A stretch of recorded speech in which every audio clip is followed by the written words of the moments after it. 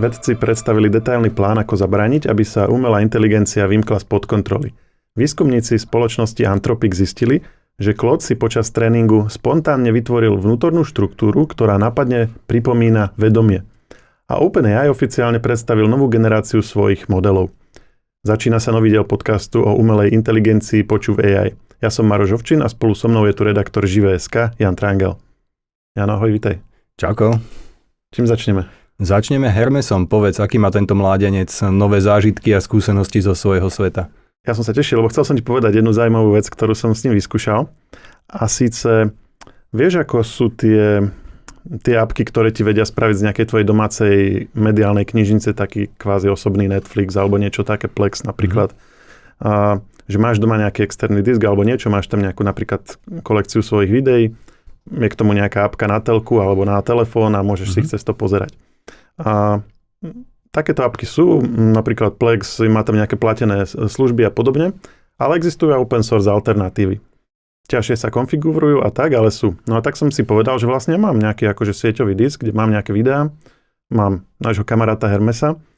A nebudem sa s tým babrať, ale poviem mu, že pozri sa, takéto niečo by som si predstavoval, chcem si na telke pozerať moje videá, vyrieš to. Existuje niekoľko open source nástrojov, on si vybral Jellyfin, to je taký asi najznámejší. Stiahol si ho sám, nakonfiguroval si ho, povedal som mu, že dal som mu cestu vlastne k videám, tak tie si na to napojil, pridal ich do knižnice, vytvoril mi meno, heslo, povedal mi, tuto máš. A ja mu hovorím, že dobre, ale ja to chcem pozerať na telke. A on na to, že no, tvoj Samsung je už trochu starý, nemá v tej verzii toho operačného systému v tom App Store už na to tú apku, ktorá k tomu patrí. Ale že vlastne binárka akože tam funguje, tak mi dal návod. Takto si zapneš developerské menu na tvojej telke. Toto je mimochodom jej IP adresa, ktorú ja už poznám. Tak mi to len zapni. Zapol som to, stiahol si tú apku, skompiloval si ju na moju verziu telky, cez IPčku ju nahral do mojej telky a povedal mi, chod sa pozrieť, či tam je. Prvýkrát sa niečo pomýlil, nebola tam, druhýkrát to spravil, zrazu nová ikona s úplne novou apkou. Otvorím, tam prihlásim sa menom, heslom, celá moja knižnica. A od teraz čokoľvek potrebujem napríklad pridať nové video, tak si ho niekde nahrám, kde on ho vie nájsť, zaradí ho, kategorizuje podľa všetkých nejakých zásad, ktoré mám na kategorizovanie a je tam. Alebo mám video a nejde mi spustiť na telke, poviem mu len. Toto video mi nejde, vyrieš to nejako. On povie, aha, tvoja telka podporuje tieto a tieto formáty, toto má taký a taký. Stiahol som si nástroj, ja neviem, FFmpeg alebo niečo ďalšie. Dal som to, niekedy stačí povedzme zmeniť koncovku, dal som to do správneho formátu, niekedy povedzme video je správne, ale zvuk je zlý. Prekonvertoval som ti zvuk, jednoducho spraviť čo treba, ty nemusíš vôbec vedieť, ako sa to robí a zrazu to už ide spustiť. No toto je predpokladám niečo, čo by si sám nedokázal vyriešiť, keby si to mal robiť iba pomocou nejakých internetových návodov a diskusných fór. Neviem, či si napríklad skúšal niekedy konvertovať video. Keď vieš, ako to máš robiť, tak je to vlastne vec na pár klikov, že máš stiahnuté správne programy, ale keď nie, a dáš si len, že do Google, že ja neviem, MKV na MP4, tak prvých 20 apiek sú nejaké podivné platené podvody a nakoniec skončíš pri tom, že sa na to vykašleš a pozrieš si to na mobile alebo niečo. A toto všetko krásne týmto vieš obísť. A to mi prišlo zaujímavé v tom, že vlastne mi do domácnosti pridal nejakú novú funkciu, na ktorú by som možno, ja neviem, potreboval nejaký set-top box alebo niečo. A vlastne tuto stačilo jednoducho to ústne vlastne povedať tomu agentovi, že čo chcem. A to ma priviedlo k myšlienke, že my o AI agentoch rozmýšľame ako o niečom, čo si nainštaluješ na neviem, počítač, server alebo niečo, že na to vlastne hlavné v domácnosti. Ale že čo keby sa práve že uplatnili na niečom ako povedzme internet veci. Alebo ešte možno ďalej, že niečo ako konektory napríklad. Že by si mal povedzme nejakú krabičku, všetky možné konektory od výmyslu sveta po obvode. V strede by bolo nejaká Wi-Fi karta a v strede by bol nejaký jednoduchý procesor, na ktorom by bežal aj agent a cez ktorý by sa vedel pripájať na internet. A ty mu teraz len povieš, urob mi prepojenie z niečoho na niečo, čokoľvek od výmyslu sveta, čo ťa napadne. Ja neviem, malo by to analogový vstup, malo by to nejaké USBčko, pripojil by si na to staré video s VHS-kovými kazetami, cez USBčko by si to napojil do počítača a povedz mu, naprogramuj mi digitalizačný nástroj na analogové video. A už by si len kopíroval do počítača videa zo starých VHS-iek. Alebo by si mal, povedzme, starý dataprojektor a potreboval by si premietať niečo, ale mal by len nejaký starý VGA port, také, ktoré už teraz nie sú na počítačoch. A zároveň by bol na druhom konci izby, tak by si, aj tak by si nemal taký dlhý kábel. Tak by si to pripojil na túto krabičku a povedal by si jej, naprogramuj mi jednoduchý program na prenos obrazu po mojej domácej sieti, vytvoril by ti malú apku, tu by si nainštaloval do svojho počítača, zdieľal by si obraz, cez tú apku by to po Wi-Fi poslalo do tejto krabičky, tá by to premenila na VGA signál, poslala do dataprojektoru. Že takáto univerzálna drobnosť, kde by si len jej povedal, čo má spraviť a ona by to spravila. Veci, ktoré si vlastne normálne kupuješ, že toto sú všetko, že digitalizačná karta je vlastne vec, čo si kúpiš ako samostatnú vec a teraz by si to mal všetko len na ústny pokyn. Ja si myslím, že nehovoríš úplne sci-fi, že toto je niečo, čo v skutočnosti môže vzniknúť, netvrdím, že presne v tejto podobe, ale že podobné škatulky, ktoré budú vykonávať určité veci autonómne, tu v skutočnosti budú fungovať. Ale mne sa páčilo ešte niečo iné, čo si povedal, že my si stále predstavujeme to, že my ako ľudia budeme ukolovať tých agentov, ale v skutočnosti on ukoloval teba, že tu nám otvor bránu, aby som tam mohol prísť. Hej, vlastne začal dávať tebe úlohy a ty si potom poslušne chodil a plnil. A uvidíme, že kedy nastane ten moment, že nám začnú dávať úlohy, ktoré možno nebudú úplne súvisieť s tými úlohami, ktoré riešia a že čím poslušne budeme dávať prístupy aj tam, kam by možno mať tie prístupy nemali. Že zistíš po 2 hodinách, že čo sa ťa opýta, neviem, niekto, že čo si robil teraz posledné 2 hodiny? No tuto mi kázal agent. Toto ani si to neuvedomíš, že potom aha. Ako sa volala tvoja mama za slobodná? Na čo to potrebuješ? Nepýtaj sa ma takéto veci. Hej. Dobre, poďme k správam. Spoločnosť OpenAI oficiálne predstavila novú generáciu svojich modelov označenú ako GPT 5.6. Pozostáva z 3 modelov a celá táto séria vyniká nie len masívnym uvažovacím výkonom, ale najmä schopnosťou autonómne koordinovať viacero paralelných AI agentov naraz. Toto nazývajú Ultramode. To z týchto modelov robí doposiaľ najefektívnejší nástroj na komplexné programovanie, analýzu dát a kybernetickú bezpečnosť. Áno, sú tu 3 modely. GPT 5.6 je teda tá nová generácia a 3 modely sú Sol, Terra, Luna. A hlavne teda ten najsilnejší je ten Sol a to je ten, ktorý je porovnávaný s tým najvýkonnejším modelom Anthropicu, Fable, respektíve Mythos, čo je vlastne Fable na kybernetické útoky, dajme tomu obranu. Čiže toto sú také 2 najsilnejšie ako AI modely na svete, dajme tomu teraz. Za mňa sú tam 2 zaujímavé momenty. Prvý, ktorý možno až tak často nezaznieval, ale my sme ho potom vypichli aj v článku, sú také tie testy na to, že ako blízko už sme tej superinteligencii, teda nejakej umelej inteligencii, ktorá je akože múdrejšia ako človek po všetkých stránkach. No a tie testy, je taký ten známy, volá sa, že ARC AGI, bola 1, 2, teraz je 3. No a tento je prvý, ktorý v tej 3 má viac ako 1%. Dokonca 7% má. Doterajšie všetky mali 0, niečo. No a je to test, v ktorom bežný dospelý človek dosiahne 90+% bez nejakej veľkej námahy. A ide tam najmä o to, že vie pochopiť to zadanie, rozdeliť si ho na nejaké kroky a tie kroky potom vykonať. Čo je niečo, čo je pre človeka ako prirodzené, ale AI model má problém tak dlho držať ten kontext v podstate. A nevždy ani úplne pochopí tomu zadaniu. A to bol práve ten prípad, ktorý tu sa väčšinou nedaril, že väčšinou už pri tom zadaní tie predošlé modely začali robiť chyby, no a tento je prvý, ktorý to vlastne pochopil tak, ako treba a zlyhal až na tej druhej časti toho udržania kontextu. Čiže zase tu máme nejaký ako keby ďalší krok k ešte viac komplexnému uvažovaniu týchto nástrojov. No a čo je možno druhé zaujímavé, že ten Sol vlastne bol použitý na trénovanie toho modelu Luna, toho vlastne najslabšieho z tých 3. A to je podľa mňa dosť zásadné, lebo o tom sa veľa hovorí ako o nejakom takom ďalšom prelomovom stupni, že mali sme tu nejaké chatboty, potom sme tu mali nejakých AI agentov, to znamená, že tie chatboty už aj vedeli niečo robiť. No a hovorí sa, že nie až tak vzdialenej dobe by mohla prísť ako keby tretia nejaká taká zásadná zlomová vec, a ktorou by bolo, že sa tie AI agenty budú vedieť sami vyvíjať, sami seba programovať svoje budúce lepšie verzie. No a zatiaľ tam nie sme, ale tu je ako ďalší krok, ktorý sa k tomu podaril. Lebo tá predstava je, že keď už to celé nebudú brzdiť ľudia, tak potom tá nová verzia nebude musieť prísť o niekoľko mesiacov, ako napríklad teraz GPT 5.5 bola, ja neviem, pred pol rokom, alebo kedy, už si presne nepamätám, 5-6 prišla teraz. Ak by to nemuseli robiť ľudia, aspoň z časti, ale celé by to bolo automatizované, tak ďalšia verzia by nemusela byť zase o pol roka, ale mohla by byť o mesiac, o 2 týždne. A potom ďalšia. Bude každý deň nová verzia. A potom bude musieť byť každý deň aj počúvaj aj.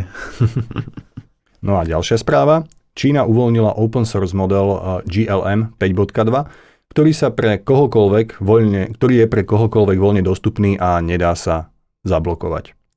Testy navyše ukázali, že pri hľadaní bezpečnostných chýb prekonáva doterajšiu západnú špičku vrátane Opus 4.8 alebo ďalších podobných modelov.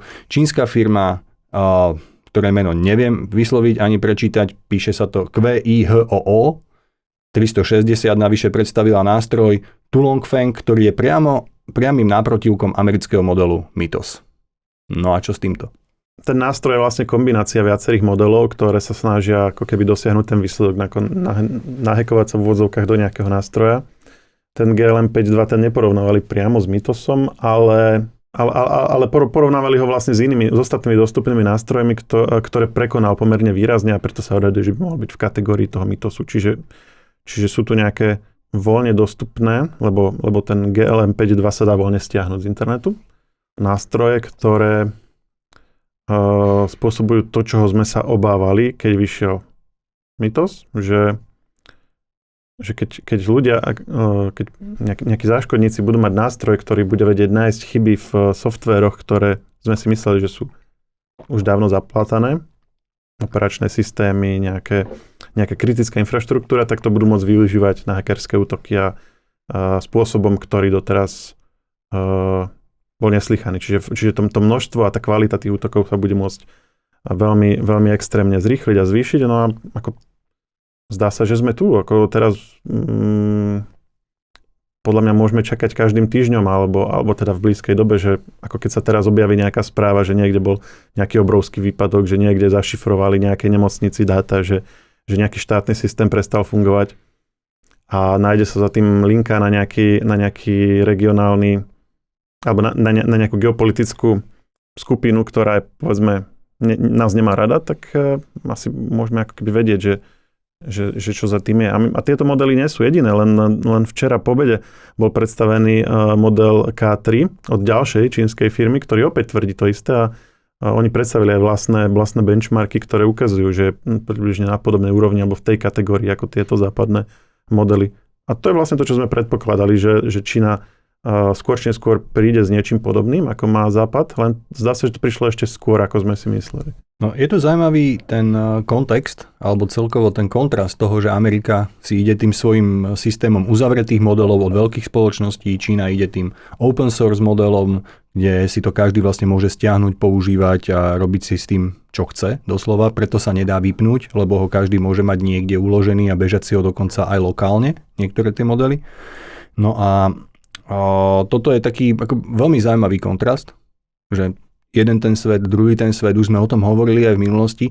Čo mňa ale najviac na tomto zaráža je, že kde v tomto všetkom je Európa. Ja mám taký pocit, teraz keď sú futbalové majstrovstvá, tak tou terminológiou, že Čína a USA hrajú futbal, hrajú zápas a Európa sedí v hľadisku, máme krásne bubny, máme trubky, máme fanúšikov, kričíme, pozbudzujeme, každý sa tomu rozumie a vie, akú stratégiu by mali tí iní zvoliť. Ale v skutočnosti jediné, čo naozaj môžeme spraviť, je to, že sa vyzlečeme do borátiek a behneme na ihrisko, aby nás potom zase vyviedli preč. Ale na konci dňa si myslím, že stále sme iba v tom hľadisku. Že tu na nič podobné na mape nie je, žiadne podobné takto vyspelé modely, ktoré by vedeli viacej ako písať e-maily a odpovedať na nejaké otázky o tom, kedy sú otváracie hodiny na pošte.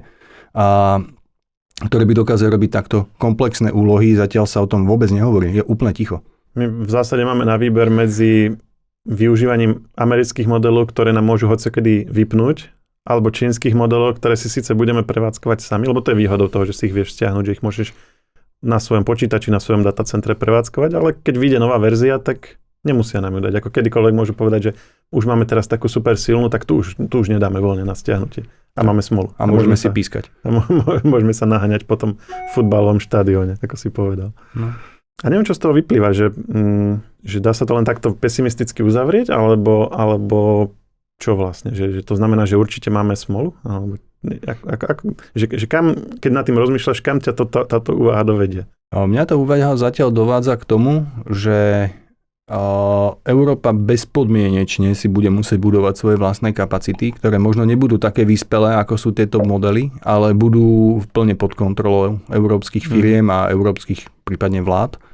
A toto je niečo, čo bude absolútne nevyhnutné mať tú kompetenciu. Že z dlhodobého hľadiska podľa mňa nebude úplne najdôležitejšie to mať ten najvýkonnejší model, ale mať vlastnú plne dostupnú a plne kontrolovanú infraštruktúru, ktorá bude pokrývať veľa malých úloh. Že toto bude dôležitejšie. Čiže neberal by som to tragicky, nepovažujem to za koniec sveta, nepovažujem to za absolútnu prehru alebo niečo podobné. Len aktuálne je to úplne evidentné, že Európa bohužiaľ v tomto AI-kovom preteku stráca. Ale toto je dobrá myšlienka, že nebude úplne dôležité, že kto má ten najvýkonnejší model, s tým sa celkom dá súhlasiť. Minule sme spomínali tú službu Open Router, ktorá vlastne zhrňa prístupy na rôzne tieto AI generatívne nástroje. A nedávno dali správu, že myslím, že prvých 6 najpoužívanejších modelov sú všetko otvorené. A nie sú to najvýkonnejšie. Že tie najvýkonnejšie sú ako fajn, ako taká ukážka toho, že ako vyspeli si, ale väčšina biznisov používa tie lacnejšie, tie výhodnejšie, tie praktickejšie aj tak. No poďme na ďalšiu správu. Výskumníci z Anthropicu publikovali prelomovú štúdiu, v ktorej odhalili, že ich jazykové modely Claude si počas tréningu spontánne vytvorili vnútornú štruktúru nápadne pripomínajúcu jednu z najuznávanejších neurovedeckých teórií o ľudskom vedomí. Pomocou novej matematickej metódy objavili v stredných vrstvách neurónovej siete Clauda tzv. J-space, tichý, privilegovaný mentálny priestor, ktorý slúži ako centrálne prekladisko informácií. Anthropic k tomu dal rozsiahlu štúdiu, potom taký kratší článok na svojom webe a také 5-minútové video, kde to ešte vysvetľujú. A to, čo oni hovoria v zásade je, že my keď rozprávame o jazykových modeloch, o umelej inteligencii, hovoríme o nejakom tom tzv. Black boxe, tej čiernej skrinke, že niečo jej povieme, vnútri sa niečo udeje, nikto vlastne poriadne nevie čo a na výstupe nám ona niečo odpovie. A samozrejme vedci sa do toho vrtajú a snažia sa zistiť, čo sa tam vnútri udeje, niečo zistia, niečo nezistia. A teraz bol vlastne jeden veľký objav práve v tomto úsilí, že pochopiť vlastne, ako tá umelá inteligencia sa vnútri, čo sa tam odohráva, ako ona či už uvažuje, alebo čo vlastne s tými informáciami robí, ktoré jej zadáme. No a odhalili tam tento J-space, alebo je priestor, ktorý nebol naprogramovaný, nebol nadizajnovaný. Nikto nekázal tým modelom, aby si ho vytvorili, tým Claudom, viacero verzií Claudu podľa všetkého má, len ho tam proste našli. A je to nejaký priestor, kde sa deje to najzákladnejšie uvažovanie a to najvedomejšie uvažovanie. Že tam on nerozmýšľa alebo nehovorí si vnútorne sám pre seba, že ako vygeneruje vetu, alebo aké vlastne ďalšie budú tie kroky, ktoré urobí.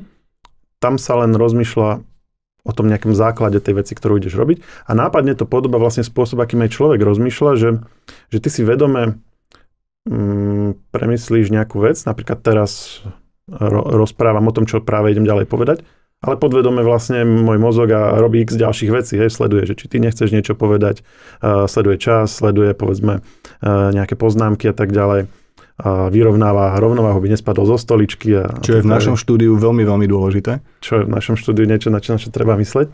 A toto je vlastne podobné. A teda oni do toho začali tak vrtať, že čo tam všetko v tom je.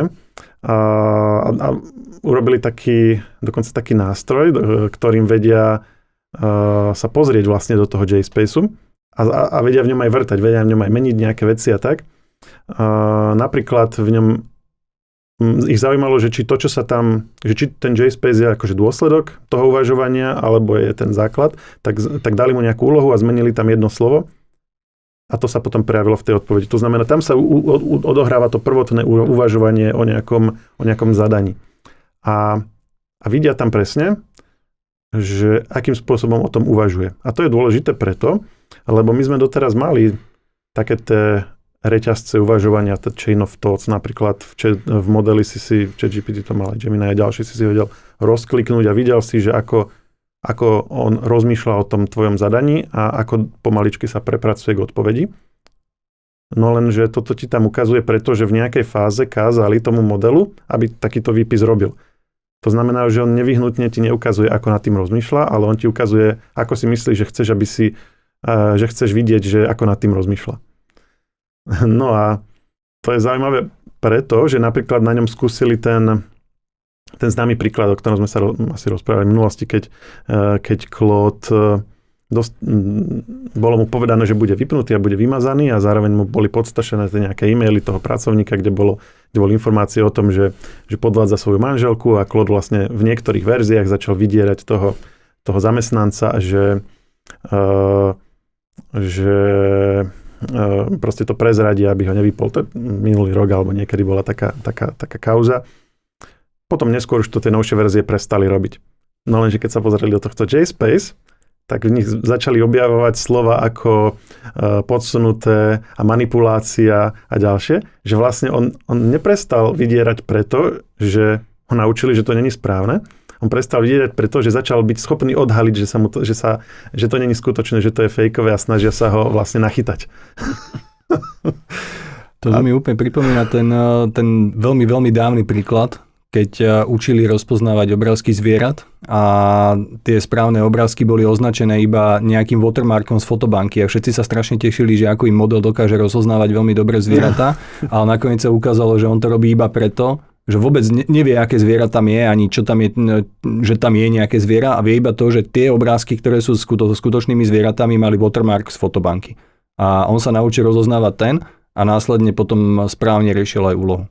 A napríklad mu skúšali na ňom to, čo ten test z toho filmu Počiatok, že predstav si niečo, ale určite si nepredstav bieleho slona. Čo si predstavíš? Bieleho slona. A toto isté dali jemu. A presne sa vlastne to, že biely slon sa objavilo v tomto JSpace. Povedali mu, že nemyslí na bieleho slona, tak sa tam objavil biely slon. A hneď za tým sa objavili slova ako dokeľu, zlyhanie, že uvedomil si, že si to nemal predstaviť. A hneval sa sám na seba. No, za mňa je to veľmi zaujímavé v tom, že to umožňuje sledovať, ako sa rodia tie, nenazvem to myšlienky, skôr tie výstupy toho modelu. Že je to niečo pomerne unikátne z môjho pohľadu a z hľadiska štúdia tých modelov toto bude extrémne dôležité. Myslím si, že tento výskum bude mať veľmi veľký vplyv na to, ako tie modely sa budú formovať do budúcnosti, lebo trošičku to umožňuje nahliadnúť do toho black boxu, do tej čiernej skrinky, v ktorej stále tie modely teda ešte sú a veľkou snahou vedcov je pozrieť sa do toho, že ako presne ten model funguje, ako vytvára tie odpovede. Presne, tak toto je úplne zásadné, lebo v tom práve bola tá otázka, to je jedna z tých hlavných veľkých otázok a veľkých problémov aj modelov, že ako ich presvedčíme alebo ako dosiahneme, aby ich nejaké cieľe alebo ich konanie bolo v súlade s nejakými našimi záujmami.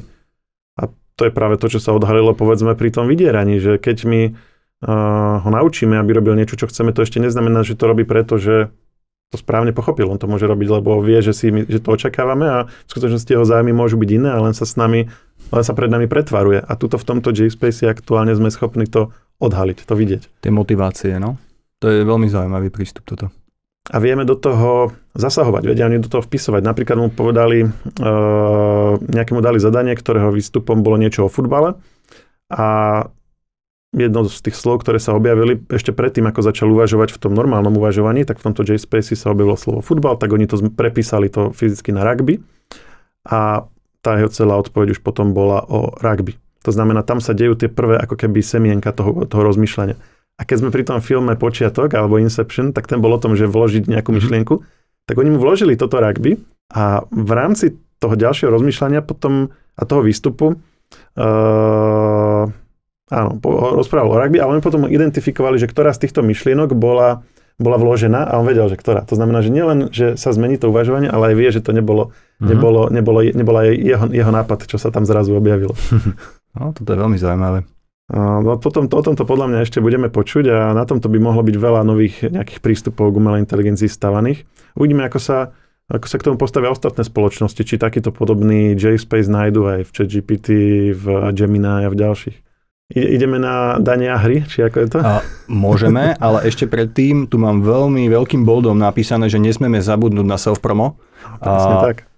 Milí diváci, poslucháči, na Živé.sk máme jednu novú funkciu, ktorá by vás mohla zaujímať. Volá sa to AI News. Je to niečo ako timeline, ktorá združuje všetky informácie zo sveta umelej inteligencie vo forme krátkych anotácií, takých krátkych informácií o tom, že čo sa deje, čo hýbe svetom umelej inteligencie.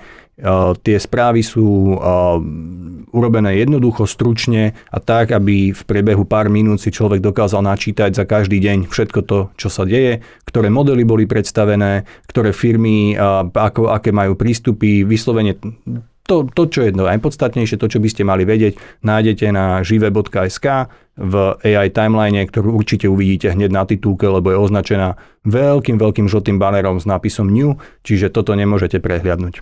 Volá sa to AI News, čiže sú tam 3 karty, sú tam, myslím, že tie novinky, potom, alebo hlavná stránka novinky a potom AI News, takže na to, keď kliknete a ty to používaš?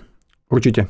Ja to používam každý deň, lebo jednak ma to baví čítať, ale hlavne dneska už je to tempo, ktorým sa veci v AI svete dejú také vysoké, že to nemá človek šancu zozbierať z rôznych zdrojov. Toto už reálne musí niekto urobiť za nás, a toto je vlastne hlavná myšlienka AI News, že nechať si pozbierať tie relevantné, skutočne hodnotné informácie z tohoto AI sveta, skoncentrovať ich do krátkej podoby a pokiaľ sa teda objaví niečo, o čom chcem vedieť viac, tak prejsť k pôvodnému relevantnému zdroju a tam si teda prečítať o tom viac. No ja by som teda dodal, že ono je to, tá pridaná hodnota dôležitá je v tom, že je to ľudský, že tá kuratela je ľudská, že áno, sú tam nejaké automatizované nástroje, ktoré zbierajú ako keby ten základný balík, že všetko, čo sa udialo v AI svete, ale tak nechcete vedieť úplne všetko, lebo to sa nedá sledovať, to je príliš veľa. Ale chcete vedieť to, čo potrebujete vedieť a na to sme tam my, že to vyberáme. Čiže tých správ je tam možno 1 za hodinu alebo 1 za 2 hodiny pomerne veľa, ale takmer každá je taká, že sa to oplatí vedieť. A keď si niekoľkokrát za deň, v podstate len na pár minút prebehnete, napríklad aj ja to tak robím, tento zoznam, týchto niekoľko v podstate trojvetných informácií, tak minimálne ste počuli o všetkom, o čom ste mali počuť. A ak už potrebujete niečo do hĺbky rozobrať, tak sa prekliknete ďalej. A keď nie, tak aspoň sa vám nestane, že sa niečo udeje a vy ste vlastne zostali mimo toho. Dane? Áno. A v USA silne nečakaný politický trend, až 69 amerických zamestnancov podporuje myšlienku, aby firmy vyvíjajúce umelú inteligenciu povinne previedli 50% svojich akcií do štátneho fondu bohatstva. Pri súčasnej hodnote gigantov ako OpenAI či Anthropic by jednorázové zdanenie ich akcií vytvorilo štátny fond v hodnote približne $7 biliónov.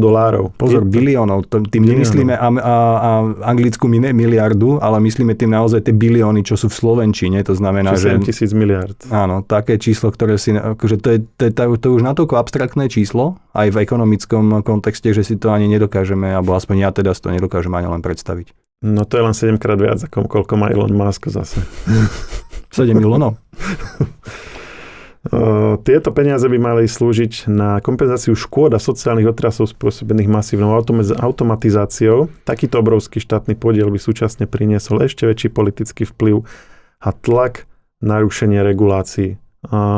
Toto nehovoria Francúzi, to hovoria Američania? No, presne túto myšlienku som mala ja, že čakal som, že niečo podobné príde, ale absolútne som nečakal, že to príde v Amerike. Úplne som typoval takú...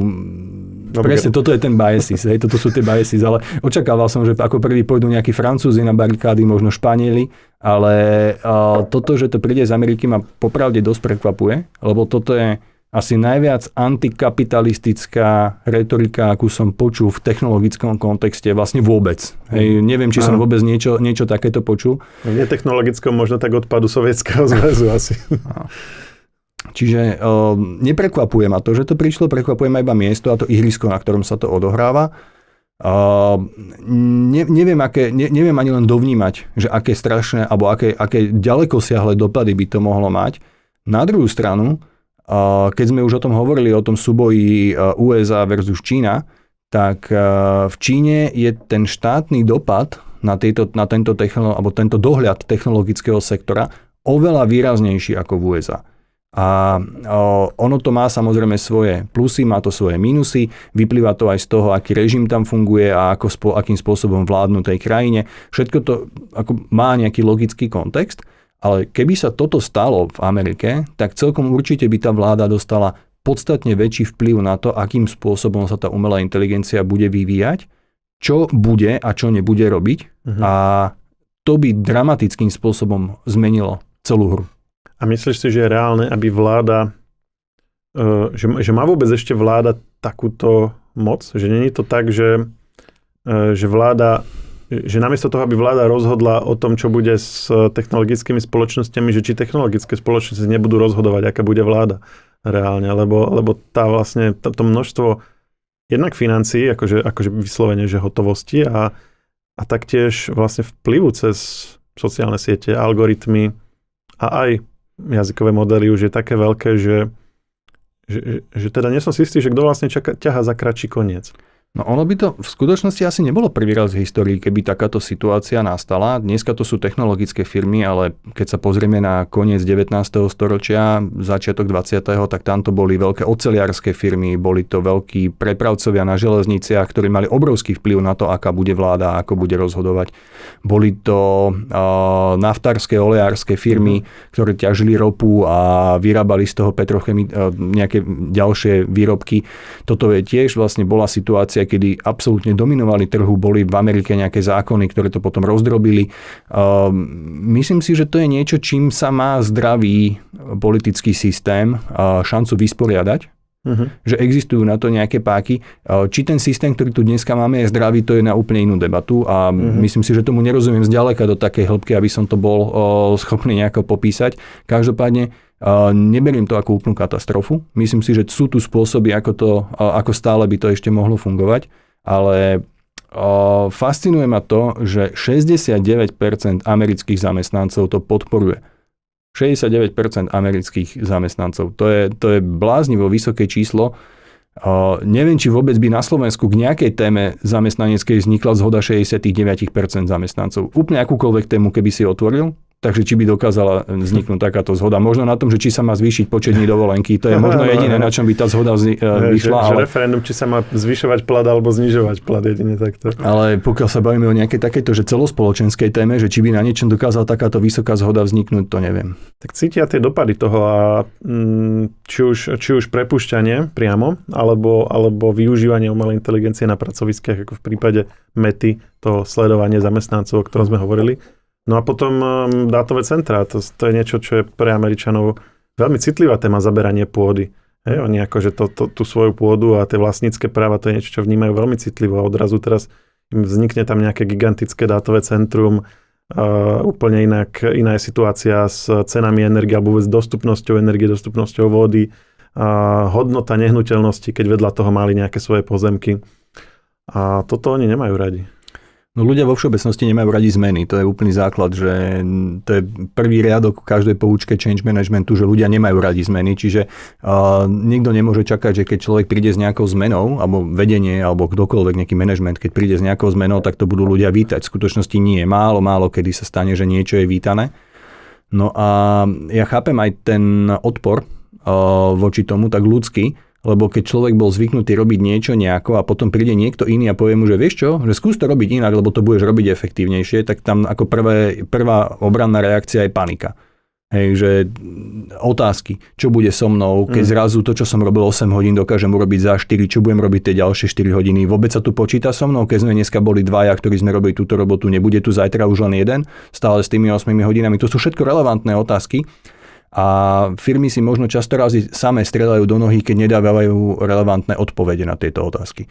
Že nedokážu otvorene komunikovať tú situáciu, ako sa to deje a potom sa čítajú presne tie správy, jak si ty hovoril z tých médií. Veľká firma ide prepúšťať 10% svojich zamestnancov, 80,000 ľudí príde o prácu po celom svete. Wow, a teraz čo?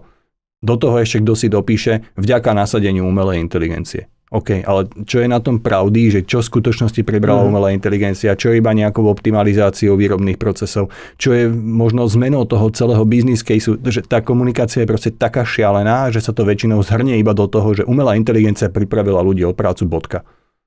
A tým pádom z toho vznikajú presne tieto strachy a tieto paniky. A častokrát, keď si to rozoberieš, tak možno zistíš, že v skutočnosti za tým bolo x dôvodov vlastne. Áno. Kombinácia toho, že možno oni dávno chceli prepúšťať a vlastne mali dobrú zámienku až po ja neviem čo, že časť tých ľudí vlastne potom aj tak museli zobrať naspäť, napríklad, ako sa to stalo niekoľkokrát. Alebo aj tá firma môže úplne meniť svoje biznisové zameranie, že už len vyrábala 20 modelov čohosi a zrazu sa rozhodne, že už bude robiť len 10, lebo to pre nich dáva lepší biznisový zmysel. Tým pádom tí ľudia nie sú nahradení umelou inteligenciou, jednoducho tá firma v tom biznise už ich jednoducho nepotrebuje a možno tá umelá inteligencia je daná iba ako nejaká zámienka toho, že prečo zoptimalizovať ten proces práve takto. No a tá veľká suma peňazí, ktorá by sa v prípade takéhoto znárodnenia v podstate časti týchto spoločností odomkla pre štát, tak spomína sa, že by boli použité teda na kompenzáciu práve napríklad straty pracovných miest a ďalších vecí. Čo si myslíš o tomto, že čo by sa vlastne robilo? Spravil by sa nejaký univerzálny príjem alebo nejaká renta pre ľudí? A kam by to až mohlo zájsť? Čo si myslíš o tomto celom? My sme to trošku otvorili naposledy aj s Luciou a priznám sa, že ani ja som úplne nevedel na to dobre odpovedať. No tiež si myslím, že toto je otázka pre výrazne väčších mysliteľov, ako som ja. A že to je skôr otázka pre naozaj už až nejakých sociálnych filozofov alebo ľudí, ktorí sa vyslovene zaoberajú týmito témami. Ale čo som si úplne istý, každému politikovi, ktorý by dostal moc nad takýmto obrovským balíkom peňazí, by to podávalo ruky, aby to rozhádzal pre svoj vlastný prospech. To som si 100% istý. A je úplne jedno, aký ten politik bude. Či bude pravicový, ľavicový, či bude úplne akýkoľvek. Toto je neuveriteľné lákadlo. Rozdať to ľuďom a pripísať si, že ja som vám dal. Toto bude strašne lákať. Ale viem si predstaviť, že keby sa tie peniaze použili na naozaj zmysluplné transformačné procesy, a tým nemyslím iba hlúpe kurzy, kde sa náženie 20 ľudí do jednej miestnosti, kto si im povie, tuto klikajte a naučte sa niečo nové, ale myslím, že skutočné spoločenské transformačné procesy, tak to môže byť v určitých aspektoch prospešné. No ale čo konkrétne by to bolo? Lebo napríklad, mne by som si tiež najradšej predstavil víziu, v ktorej každý má nejaké svoje veci, ktorých vyniká a vďaka tým si na seba zarobí a na svoju rodinu a toho vlastne živí klasický kapitalistický systém. Ale ak naozaj väčšinu z týchto vecí bude robiť AI, alebo minimálne toľko AI a nejaká robotizácia, tieto veci idú ruka v ruke, že jednoducho bude stačiť, aby tých niekoľko spoločností pokryli väčšinu ľudských potrieb a nebude proste potrebné, aby väčšina ľudí aktívne niečo robila. A s týmto nesúhlasím. Ja si myslím, že ľudia budú aktívne robiť a je strašne veľa oblastí, kde sú stále potrební a vysoko nedostatkoví ľudia a nie sú nahraditeľní umelou inteligenciou.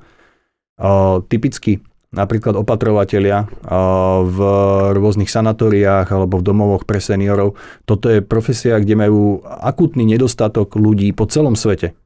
Snad neexistuje krajina, v ktorej by mali dosť záujemcov o pozície. Je to ťažká práca a zároveň nie je moc finančne ohodnotená, čo je krutá pravda. Keby sa presne z takéhoto sociálneho fondu poskytla podpora týmto typom profesí, že by reálne boli viacej finančne ohodnotené, mohli by mať lepšie pracovné podmienky tí ľudia, možno by nerobili klasických 8 hodín, ale v takejto náročnejšej práci by mali 6-hodinové prácu. Tiež by to bolo ako keby dotované čiastkovo z tohoto fondu, tak by to prilákalo ďalších záujemcov. A ľudia, ktorí dneska možno robia v korporáte nejakú prácu, lebo väčšinou je to dobre platené a ľahko im to zaplatí hypotéku, by si uvedomili, že možno aj tá práca napríklad v tom sanatóriu je pre nich výrazne atraktívnejšia životne, že ich to viacej naplňa, že je to pre nich niečo lepšie. A keby to vďaka podobným finančným dotáciám bolo aj podporené finančne, tak by sa to oplatilo. A toto by mohlo ten trh začať meniť. Že by sme tu zrazu mali viacej ľudí, ktorí trénujú športy mládež. Hej? To je tiež práca, ktorá väčšinou nie je moc finančne ohodnotená, väčšinou ľudí to robí z čistého nadšenia na úkor svojho voľného času. A vďaka podobnému balíku peňazí by sa dali presne takéto profesie podporovať a zlepšiť tú kvalitu ľudí, že naozaj by sa iba pretransformovali tie pozície, ktoré dneska nie sú až také ohodnotené a mohli by byť ohodnotené viac, čo by prilákalo nových záujemcov. No nie sú to práve pozície, ktoré veď už teraz sa navrhuje, akým spôsobom by sa práve tie automatizovali. Povedzme tá starostlivosť nejakých o seniorov alebo v týchto nejakých sociálnych centrách. Tam sa spomína, že by boli nejaké roboty, nejaké jazykové modely, tam sa napríklad sa prezentuje výhoda chatbotov ako nejakých spoločníkov pre takýchto osamelých ľudí. Môžu pomôcť, ale neverím, že nahradia. Toto je moja akože vnútorné presvedčenie, že toto sú presne profesie, ktoré nebudú nahradené. Môžu byť podporené, môžu byť výrazne akcelerované vďaka týmto technológiám, ale neverím, že budú nahradené. Ale tu už sme odišli strašne ďaleko od tej pôvodnej témy. Áno, ale ono to je podľa mňa v jadre toho celého, že či teda vznikne vôbec táto situácia, kde bude proste nejaká veľká časť populácie nezamestnaná a bude to proste treba nejako riešiť, alebo nevznikne. A ty vlastne hovoríš, že v podstate by nemusela, že ako keby budú práce, ktoré by si síce dali robiť umelou inteligenciou alebo nejakou robotizáciou, ale jednoducho sa spoločnosť nejak rozhodne, že tieto nechceme, tieto chceme robiť sami a tie ostatné, tie, ktoré vlastne sme ani nechceli na začiatku robiť, tak tie nech robia za nás stroje. Možno sa nebudú dať náhradiť, možno tá umelá inteligencia možno nebude poskytovať adekvátnu náhradu. Keď máš trénera, ktorý trénuje atletiku detí napríklad, tak neviem si predstaviť, že by tam stál nejaký robot a ten im hovoril, že zabehni si ešte 4 kolečka, lebo v jeho algoritme to vychádza tak, že toto dieťa s týmito fyzickými parametrami by malo behať ešte 4 kolečka. Ale možno by ho vytrénoval lepšie ako ten ľudský tréner. Možno by ho vytrénoval až do štádia, že to dieťa sa na to vykašľalo a povedalo si, že už ďalej trénovať nebude. No nie, lebo bude poznať, ako funguje ľudský mozog lepšie ako ten tréner a bude vedieť, čo mu presne povedať, v ktorom momente, aby ho zmanipuloval, aby trénoval viac. Čiže si vlastne budeme vytvárať vlastnú armádu nových AI-kových minirobotov ľudských? No a najhoršie bude, že budú čínsky všetci. Dobre, toto už je taká trošku desivá bodka na záver. Hej, to je taká nekonečná výmena, však preto sme si to aj tak nechali nakoniec ako niečo, o čom sa dá vlastne vždy rozprávať a neobmedzene dlhý čas. Tak, a ak vás to ešte neprestalo baviť, tak o pár dní alebo o pár týždňov sme tu zás s ďalším vydaním Počúv AI. A to je na dnes všetko.